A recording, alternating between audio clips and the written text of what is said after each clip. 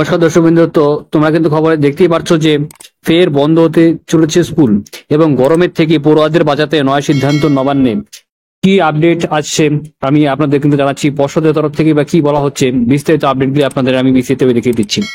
বর্তমানে যেরকম গরমের পরিস্থিতি, সেখানে কিন্তু স্কুল বন্ধ হওয়ার শুধুমাত্র একটা সময়ের অপেক্ষা। কারণ এই পরিস্থিতিতে 40 ডিগ্রি তাপমাত্রা যেমন উত্তরবঙ্গ সেমন দক্ষিণবঙ্গ। উত্তরবঙ্গে কিছুদিন আগে কিন্তু বৃষ্টি বাদলা ছিল, কিন্তু বর্তমানে আমি উত্তরবঙ্গ থেকেই কথা বলছি। উত্তরবঙ্গ প্রচন্ড তাপমাত্রা এবং দক্ষিণবঙ্গের তো তাপমাত্রা তো একেবারে আকাশ ছোঁয়া তাপমাত্রা কিন্তু চলে গেছে।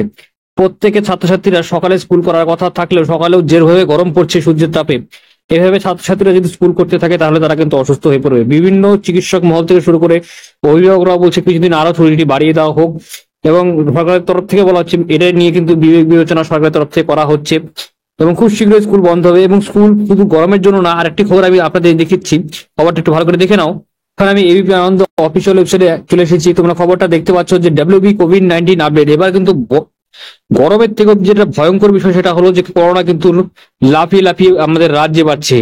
2,500-এর ছুঁই ছুঁই রাজ্যে দৈনিক সংক্রমণ। বেশ কয়েক বছর কেটে গেছিল করোনার পর, তারপর কিন্তু আবার মাথা চাড়া দিয়ে বসছে করোনা। লাস্ট 24 ঘন্টায় কিন্তু 6 জনের মৃত্যু পর্যন্ত হয়ে গেছে কোভিড সংক্রমণে। সেটা কিন্তু ভয়ানক বিষয়। শিশু এবং বৃদ্ধ লোকেদের কিন্তু করোনা বেশি আক্রমণ হয়, সেটা কিন্তু চিকিৎসকরা বলেছে।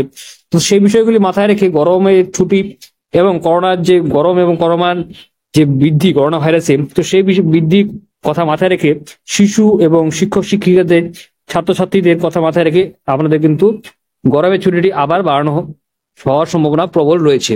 তো আশা করছি আজকে ভালো লাইক করবেন, শেয়ার করবেন, সাবস্ক্রাইব করে পাশে বেল আইকনটা অবশ্যই প্রেস করুন। জয় হিন্দ, বন্দে মাতরম। ধন্যবাদ ভিডিও দেখার জন্য।